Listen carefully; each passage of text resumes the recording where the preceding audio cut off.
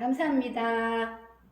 우리 오늘 배워야 할 찬양 마이 바이블, 우리 2015년에 불렀던 찬양입니다. 근데 그 찬양을 우리 함께 불러봤습니다. 자, 오늘의 말씀은 어떤 말씀일까요? 오늘 하나님의 말씀 시편 119편 130절 말씀 같이 한번 읽어봅니다. 시작. 주의 말씀을 열면 빛이 비추어 우둔한 사람들을 깨닫게 하나이다. 시편 119편 130절 말씀. 아멘. 다시 한번. 주의 말씀을 열면 빛이 비추어 우둔한 사람을 깨닫게 하나이다. 시편 119편 130절 말씀. 아멘. 한자를 지워 볼게요. 주의 말씀을 열면 빛이 비추어 우둔한 사람을 깨닫게 하나이다. 지워진 말씀을 보니까 주의 말씀을 열면 빛이 비치어 이렇게 얘기를 했어요. 하나님의 말씀을 읽으면 하나님께서 깨닫게 하신다라고 얘기를 했습니다. 우둔한 사람들은 어떤 사람일까요? 말씀을 깨닫지 못하고 지혜가 부족한 사람을 말해요. 깨닫게 하나이다.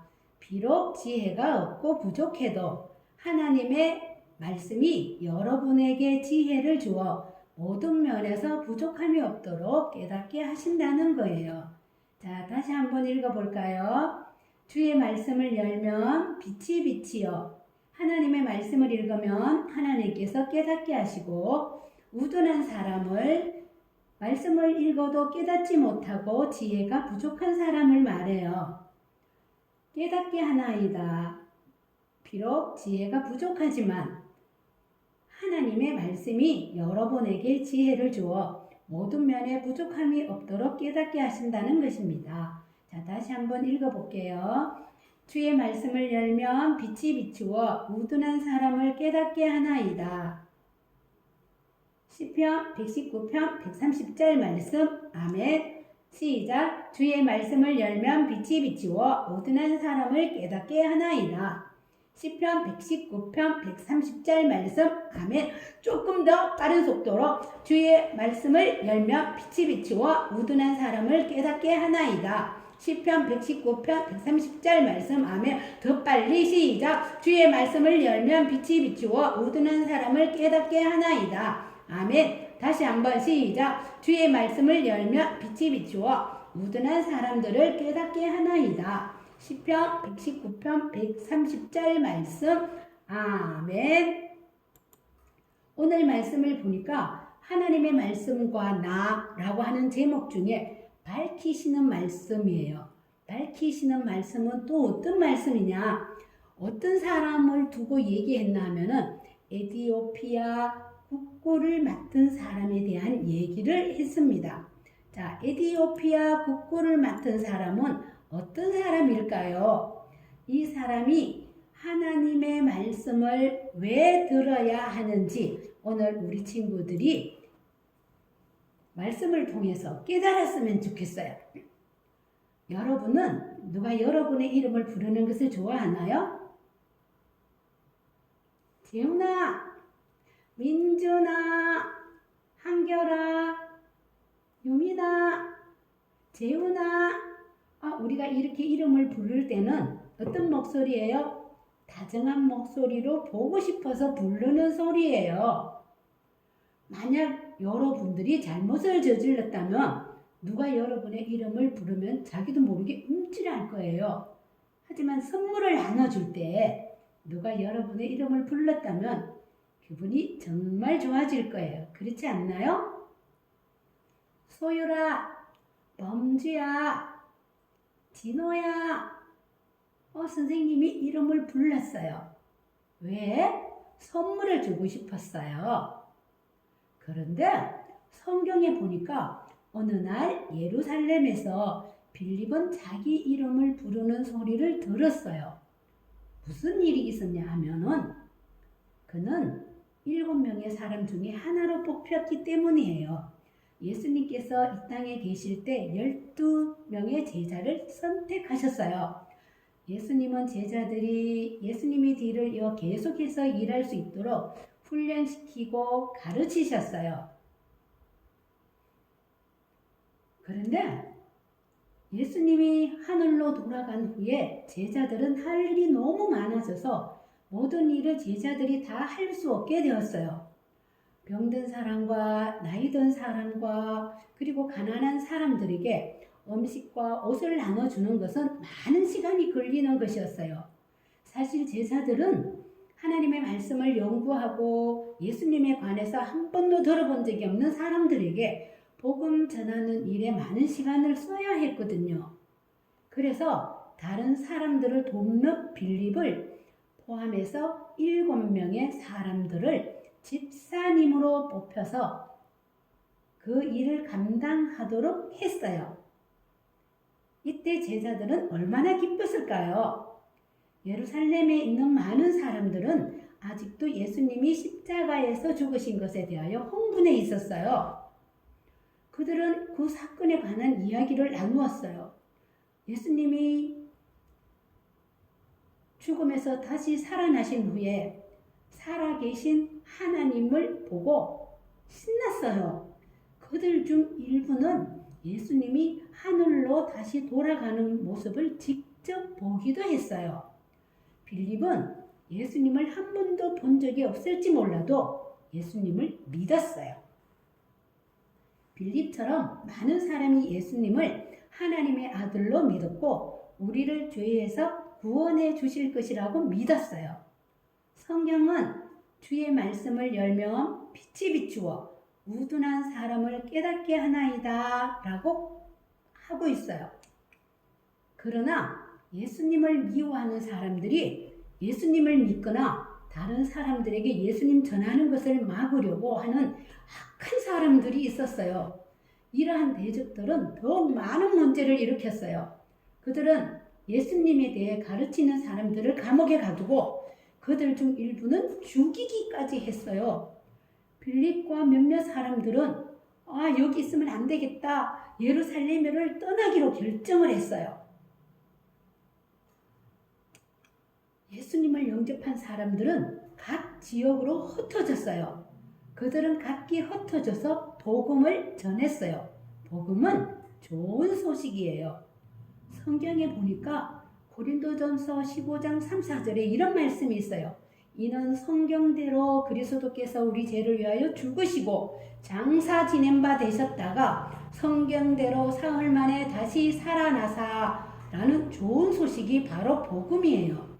이 사람들은 어쩔 수 없이 예루살렘을 떠나야 했지만 하나님은 이들을 사용하셔서 각지에서 신속히 복음이 전파되게 하셨어요.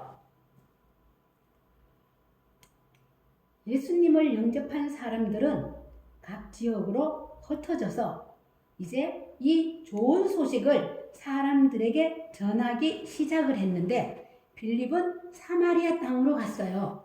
사마리아 사람들 역시 예수님에 관해 알아야 했기 때문에 하나님은 빌립을 그곳으로 보내셨어요. 빌립은 사마리아 사람들에게 말씀을 전하기 시작했어요. 무엇을 전했을까요? 그에게는 단 한 가지 메시지가 있었어요. 그것은 그리스도께서 모든 사람의 죄를 위하여 죽으셨고 다시 살아나셨으며 그를 믿는 자는 누구든지 구원을 받는다는 내용이었어요. 그리고 사마리아 사람들은 빌립의 말에 귀를 기울였어요. 그들 중 많은 사람들이 예수님을 구주로 영접했어요. 예수님이 이 땅에 계실 때 그분은 자신이 진실로 하나님의 아들이시라는 것을 믿도록 돕기 위해서 기적을 행하셨어요. 예수님이 병든 자를 고치고 눈먼 자의 눈을 뜨게 하고 저는 자를 걷게 하는 모습을 보면서 사람들은 진실로 예수님을 믿었어요. 예수님이 하늘로 돌아가신 후에 하나님은 성령님을 보내주셔서 예수님을 믿고 영접한 각 사람의 마음에 거하게 하셨어요. 제자들이 정말로 하나님의 말씀을 전하는 것이라는 것을 증명하기 위해 성령님은 제자들을 통해 특별한 기적들을 행하셨어요.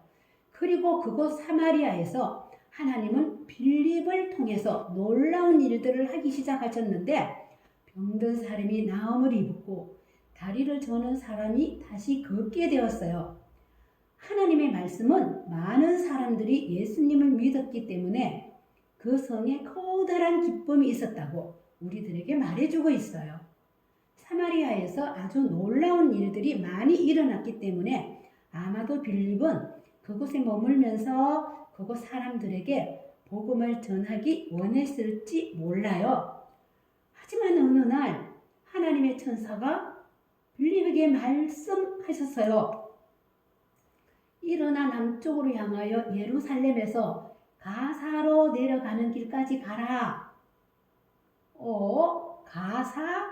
그런데 그것은 광야에 있었어요.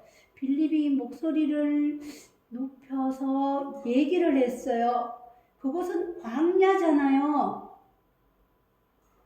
하지만 하나님, 여기 사마리아에도 아직 하나님을 모르는 사람들이 많이 있습니다.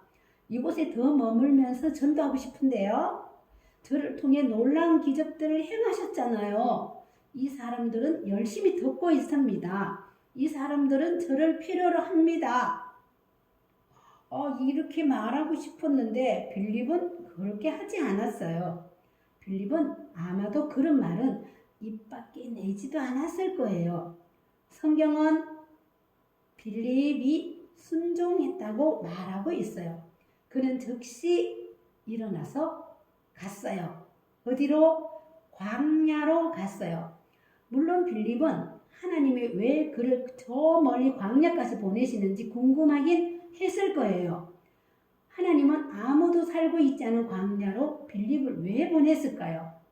그러나 빌립은 하나님께서 가라고 하셨기 때문에 자기는 그냥 가기만 하면 된다고 생각했어요. 그 당시 사람들은 대부분의 경우 걸어서 다녔기 때문에 빌립도 걸어서 갔을 거예요. 그 길은 약 100km나 되는 먼 길이었어요. 만약에 여러분들이 자동차로 100km를 간다면은 1시간 30분쯤 갈 수 있는 그렇게 먼 길이에요. 근데 그 길을 빌립은 걸어서 갔어요. 몇 날 며칠을 걸어서 갔을 거예요. 한편 빌립이 사마리아에서 예수님에 대해 바쁘게 전하고 있을 때 한 사람의 방문자가 예루살렘을 찾아왔어요. 그는 아주 먼 곳에서 왔어요. 그는 마차를 타고 아프리카의 에디오피아라고 하는 그러한 동네에서 왔는데 그는 1600km를 온 거예요. 그는 하나님의 성전을 찾아온 것을 보면 분명 하나님에 관해서 배우고 싶음이 많았던 것 같아요. 우리 친구들이 서울에서 부산까지가 거리가 얼마쯤 될까? 1600km 안 될 거예요. 그런데 멀리서부터 하나님 앞에 예배 드리러 왔어요. 그리고는 하나님에 대해서 더 많이 알고 싶어서 왔어요. 그는 에디오피아 여왕을 섬기고 국구를 맡아서 나라의 모든 돈을 관리하는 사람이었어요. 에디오피아의 국구를 맡은 사람이 예루살렘에 있는 하나님의 성전까지 왔지만 예수님에 대해서 전혀 듣지 못했다는 것이 이상하지 않나요?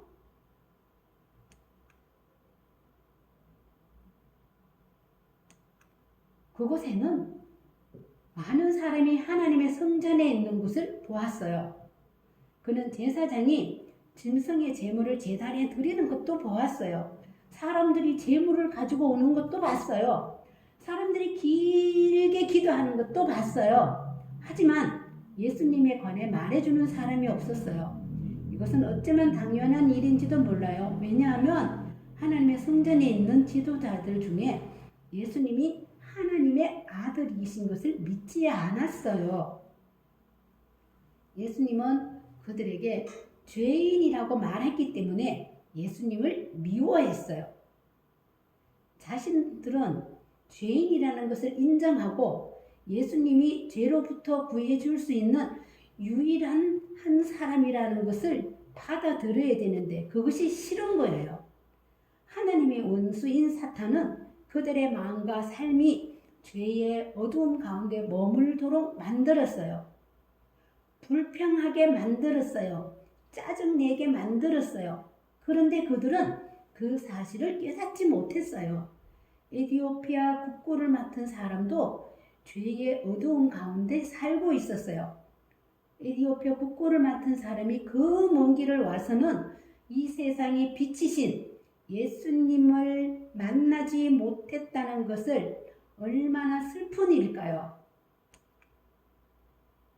여러분 중에 아직 예수님을 믿지 않는 친구들이 있다면 여러분도 이러한 죄의 어둠 속에 살고 있다는 거예요. 죄는 하나님을 기쁘시게 하지 못하는 말, 생각, 행동 이러한 것들이에요. 말로 어떤 죄를 지을까요? 거짓말하고 욕하고 싸움하고 이런 것들이 있죠. 행동으로는요. 주먹으로 다른 친구를 때리는 거예요. 생각은요. 말은 안 했지만은 내 머릿속으로 막 나쁜 생각들을 해요. 미워하는 생각도 해요. 미워하고 부모님 말씀 들으려 하지 않고 고집 부리고 짜증내는 이 모든 것들이 다 죄예요. 로마서 6장 23절에 보니까 죄의 삭은 사망이요 라고 말씀하세요. 우리는 태어나면서부터 죄를 짓고 싶어하는 마음을 가지고 태어났고 이 죄 때문에 영원히 벌받는 지옥에 갈 수밖에 없어요. 죄의 어두움은 무서운 거예요. 죄의 삭은 사망이라 그랬어요. 하나님을 기쁘시게 하는 사람은 천국에 갈 수 있지만 죄를 지은 사람은 지옥으로 가는 거예요. 여러분 중에 아직도 이렇게 하나님을 믿지 아니하는 친구들이 있다면 죄의 무서운 지옥이 아니라 예수님을 믿어 천국에 갈 수 있어야 돼요. 어둠에 살던 에티오피아 국고를 맡은 사람이 그 먼 길을 와서는 이 세상의 빛이신 주 예수님을 발견하지 못했어요. 방문이 끝나자 국고를 맡은 사람은 고향을 향해 출발했어요. 그는 자신의 죄를 어떻게 하면 용서받을 수 있는지 여전히 궁금하게 생각하고 있었어요. 우리가 몸에 때가 있으면 비누로 깨끗이 씻으면 돼요. 그런데 내 마음속에 죄를 갖고 있으면 이것을 어떻게 씻을 수 있을까? 이 국고를 맡은 이 사람은 마차를 타고 가는 동안에도 어떻게 하면 내 죄를 씻을 수 있을까 하여 하나님의 말씀을 공부하기 시작했어요. 하지만 그는 자신이 읽고 있는 말씀을 이해할 수가 없었어요. 그에게는 하나님으로부터 오는 빛이 필요했어요. 그런데 여러분, 놀랍게도 바로 그날 빌립이 가사로 내려가고 있었던 거예요. 어둠에 살고 있던 에티오피아 국고를 맡은 사람이 그곳에 온다는 것을 이 빌립은 알고 있었을까요? 아니요, 몰랐어요. 그러나 하나님은 아셨어요. 그리고 하나님은 에티오피아 국고를 맡은 사람을 사랑하셔서 예수님에 대해 알게 되기를 원하셨어요. 하나님은 여러분도 사랑하세요. 하나님이 여러분을 얼마나 사랑하시는지 요한복음 3장 16절에 하나님이 세상을 이처럼 사랑하사 라고 말씀하시며 세상에 살고 있는 바로 우리 친구들을 사랑하신다고 말씀하세요. 왜냐하면 하나님은 우리를 만드신 분이기 때문이에요. 하나님은 온 세상의 자연도 다 만드셨어요. 하늘도 만드셨어요. 구름도 만드셨어요. 그리고 하나님은 죄가 없으시고 완전하신 분이세요. 아름답고 행복한 하늘나라도 준비해 놓으셨답니다. 이처럼 하나님은 여러분을 사랑하세요. 하나님은 에디오피아 국고 맡은 사람도 사랑하셔서 그가 예수님에 관해 알게 되기를 원하셨어요. 그래서 빌립을 보내셨어요. 빌립이 하나님의 말씀을 듣고 기꺼이 순종했기 때문에 성령님은 정확한 시간과 정확한 장소에 빌립을 보내셨어요. 빌립은 곧 마차를 보았고 에디오피아 국고를 맡은 사람이 마차에 앉아 있는 것을 보았어요. 국고 맡은 사람은 길을 가면서 여전히 하나님의 말씀을 읽고 있었지만 그 말씀이 무슨 말씀인지 알 수 없었어요. 빌립이 마차로 가까이 가서 물어보았어요. 읽는 것을 깨달아 알고 있습니까? 하고 물었어요. 그러자 국고 맡은 사람은 가르쳐주는 사람이 없는데 어찌 알 수 있겠습니까? 그러더니 빌립더러 마차에 올라와서 자신의 옆에 앉으라고 청했습니다. 빌립은 자신이 하나님께 순종한 것에 대해서 기뻤을까요? 그렇지요. 하나님께서 이 사람을 만나게 하기 위해서 광야로 나를 보내셨구나. 그렇게 깨달아 알게 된 거예요. 그래서 국고 맡은 사람이 읽고 있던 성경은 이사야 53장 7절에 있는 말씀이었어요. 선생님이 읽어줄 테니 잘 들어보세요. 그는 매를 맞고 고난을 당했으나 마치 도살장으로 끌려가는 어린 양과 같이 아무 말도 하지 않았다. 틀을 깎이는 양과 같이 잠잠하고 입을 열지 않았다. 이사야 53장 7절에 있는 말씀을 제가 쉬운 성경으로 읽어줬어요. 빌립은 즉시 하나님의 어린 양이신 예수님에 관해 그에게 말해주기 시작했어요. 빌립은 하나님의 아들이신 예수님께서 어떻게 하늘나라를 떠나 이 땅에 오셔서 죄인을 위해 희생제물로 돌아가셨는지를 말해 주었어요. 빌립은 죄에 대한 벌은 죽음이라는 것도 설명하고 예수님이 어떻게 우리 죄를 위해 기꺼이 피를 흘려 돌아가셨는지도 말해 주었어요.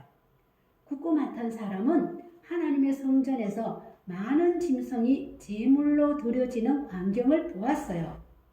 죄가 없으신 예수님께서 자신의 죄를 위해 대신 죽으셨고 그분을 마음에 영접하기만 하면 그 예수님을 내 마음에 모셔드리기만 하면 자신의 죄가 용서받는다는 사실을 들었어요.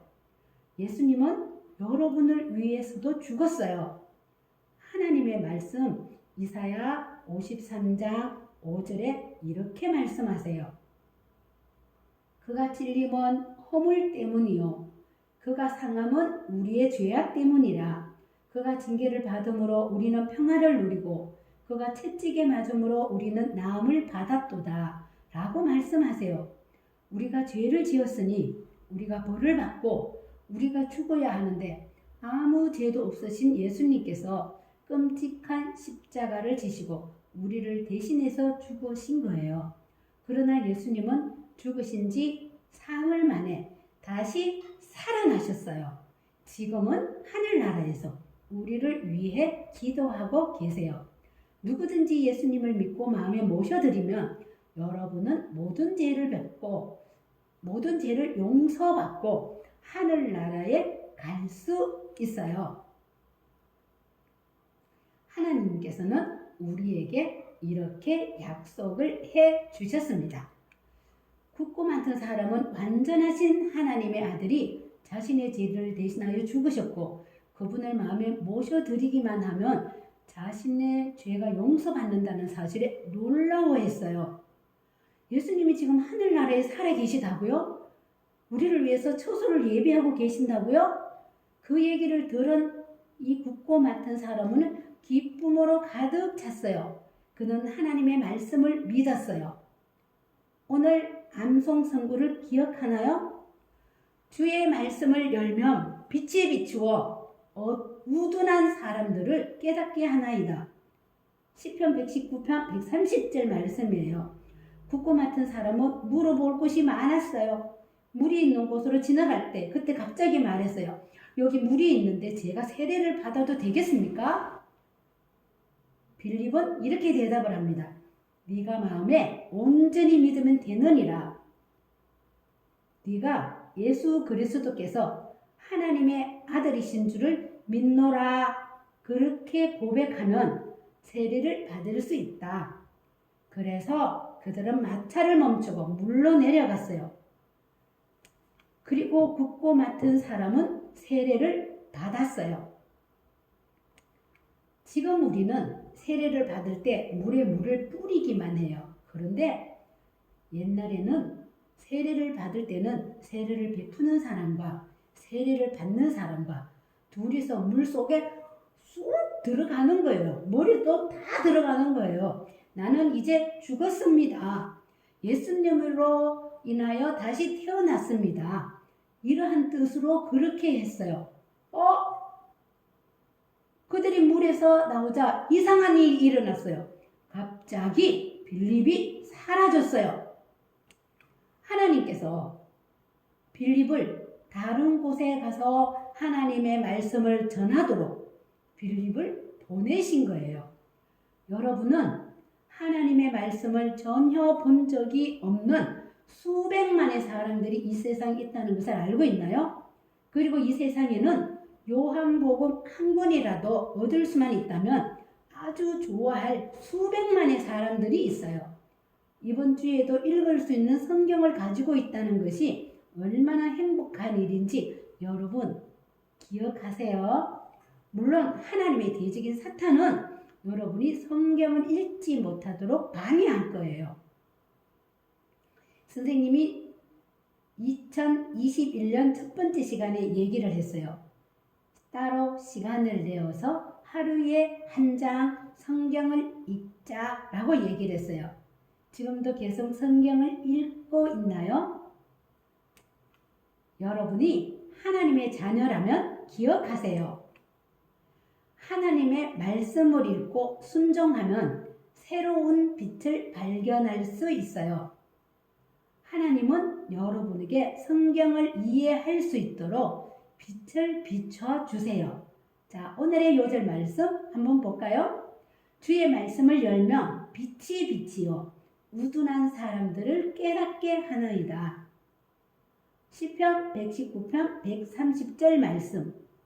하나님은 우리에게 선한 것과 악한 것을 구분할 수 있도록 도와주시고 하나님을 의지한다면 옳은 길을 선택하도록 도와주실 거예요.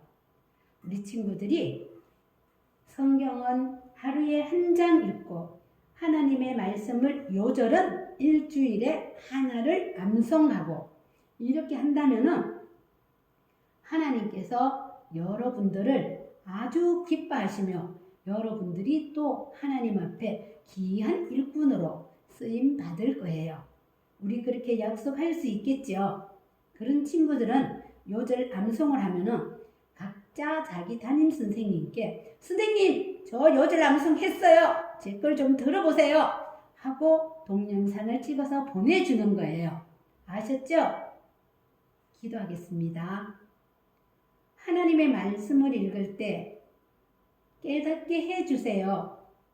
우리가 우둔합니다. 우리가 미련합니다. 말씀을 알아 날마다 하나님의 지혜로 살아가게 해주세요. 그래서 학교에서나 학원에서나 교회에서나 엄마 아빠에게나 사랑받는 믿음의 아들, 딸로 살아가게 해주세요. 예수님의 이름으로 기도합니다. 아멘.